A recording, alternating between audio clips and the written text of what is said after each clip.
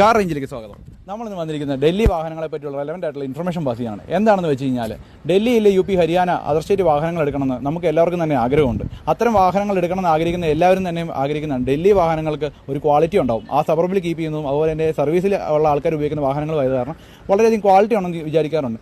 അത്തരം വാഹനങ്ങൾക്ക് 10 കൊല്ലത്തിന് ശേഷമുള്ള ഡീസൽ വാഹനങ്ങൾക്ക് 15 കൊല്ലത്തിന് ശേഷമുള്ള പെട്രോൾ വാഹനങ്ങൾക്ക് നിരോധനം ഓൾറെഡി ഡൽഹിയിലുണ്ടായിരുന്നു. പക്ഷേ എന്നിരുന്നാൽ തന്നെ വണ്ടിക്ക് NOC കിട്ടാനോ പേപ്പർ വർക്കിന് വേറെ ബുദ്ധിമുട്ടുകളോ ഉണ്ടായിരുന്നില്ല.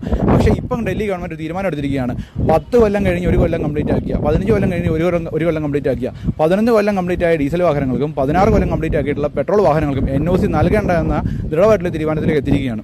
അതിനാൽ തന്നെ നമ്മൾ അതൊരു വാഹനം എടുക്കുമ്പോൾ വളരെയധികം ശ്രദ്ധിക്കണം. ആ വാഹനത്തിന് NOC ലഭിക്കുന്നതല്ലായിരിക്കും. NOC ലഭിച്ചില്ലെങ്കിൽ നമുക്ക് ആ വാഹനം രജിസ്റ്റർ ചെയ്യാനോ നമുക്ക് മുന്നോട്ട് കൊണ്ടുപോകാനോ സാധിക്കുന്നതല്ല. ആ വാഹനങ്ങളെ വെഹിക്കിൾ ഡിസ്പോസൽ കാറ്റഗറിയിൽ പെടുത്തി വാഹന രജിസ്ട്രേഷൻ ക്യാൻസൽ ആക്കുന്നതാണ് ഗവൺമെൻറ് പുതിയൊരു രീതി.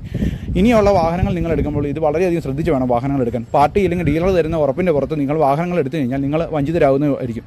വാഹനങ്ങളെ പറ്റിയുള്ള മറ്റ് ഡീറ്റെയിൽസുകൾക്കും അതുപോലെ തന്നെ ട്രാൻസ്പോർട്ടേഷൻ, വാഹനത്തിൻ്റെ സർട്ടിഫിക്കേഷൻ, അങ്ങനെ ഡോക്യുമെൻറ്റേഷൻ തുടങ്ങിയ എല്ലാ കാര്യങ്ങൾക്കും നമ്മളെ ബന്ധപ്പെടാവുന്നതാണ്. നമ്മുടെ കോൺടാക്ട് നമ്പറും ഡീറ്റെയിൽസും താഴെ മെൻഷൻ ചെയ്യുന്നുണ്ട്. ഡൽഹിയിൽ നിന്ന് വാഹനങ്ങൾ മിതമായ കമ്മീഷൻ വ്യവസ്ഥയിലാണ് നമ്മൾ നാട്ടിലേക്ക് എടുത്ത് നൽകുന്നത്. ഇത്തരം ഡീറ്റെയിൽസുകൾ നിങ്ങൾക്ക് ക്ലിയർ ആണെങ്കിൽ നന്ദി. Thank you.